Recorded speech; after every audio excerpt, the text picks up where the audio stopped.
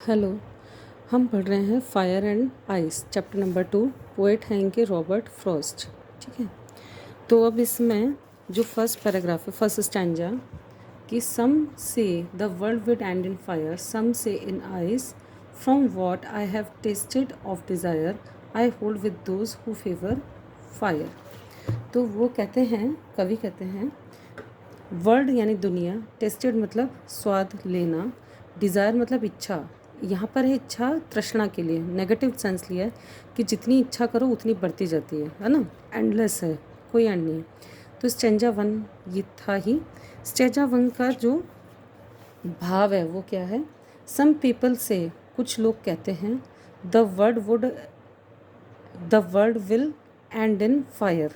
ठीक है, सम पीपल से कुछ लोग कहते हैं कि ये दुनिया समाप्त हो जाएगी फायर से।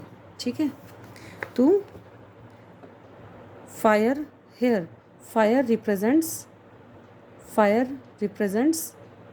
व्हाट? फायर किसको रिप्रेजेंट करती है? फायर डिज़ायर को रिप्रेजेंट करती है। ठीक है, जैसे फायर वांट्स मोर, ठीक है, as it grows.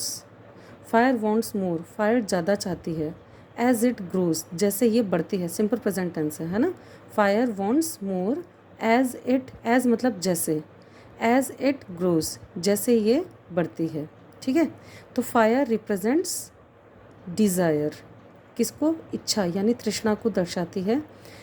The desire and the world of relations, तो इसका भाव ये है कि जो डिज़ायर है वो समाप्त कर देती है रिलेशंस की दुनिया को, है ना, यानी संबंधों की दुनिया को हमारी जो डिज़ायर है वो समाप्त कर देती है। जो लोगों के बीच में जो संबंध है वो ख़त्म हो जाते हैं सिर्फ डिज़ायर की वजह से, ऐसी इच्छाएं जो कि कभी ख़त्म नहीं होती।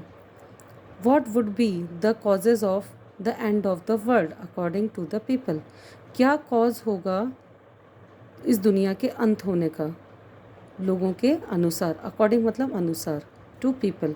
सम पीपल से, तो आप कहाँ से लोगे? Some people say the world end in fire, some people say in ice.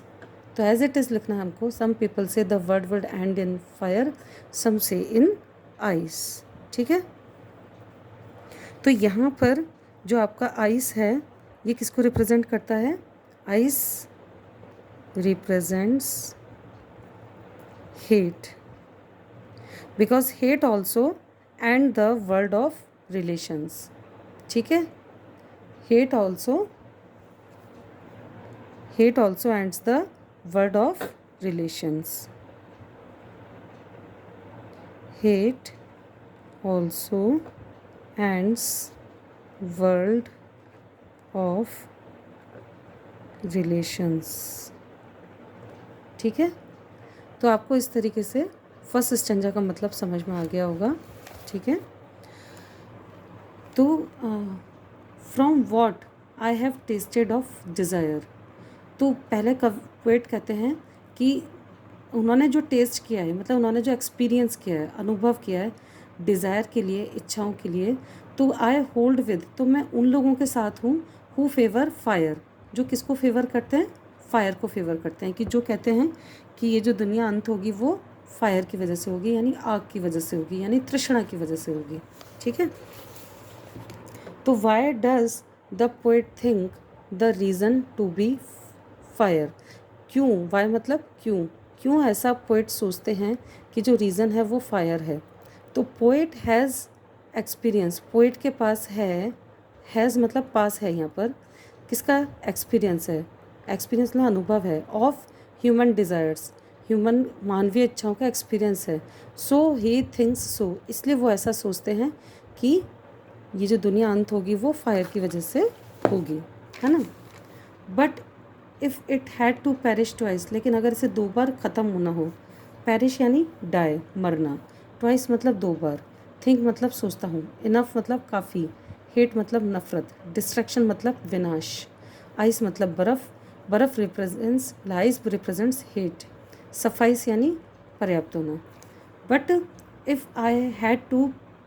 It had to perish twice, लेकिन अगर इसे 2 बार ख़त्म होना हो, पेरिश मतलब मरना हो, मतलब I think I know enough of hate, तो वो सोचते हैं, मैं सोचता हूँ कि मैं जानता हूँ बहुत ज़्यादा, इनफ मतलब काफ़ी जानता हूँ नफ़रत के बारे में, हेट के बारे में। टू से दैट, ये कहने के लिए, फॉर डिस्ट्रैक्शन आइस, कि ये जो विनाश है उसके लिए, ice is also the great, ice भी जो है एक बड़ा, एंड वुड सफाइस, और पर्याप्त कारण होगा इसके विनाश का।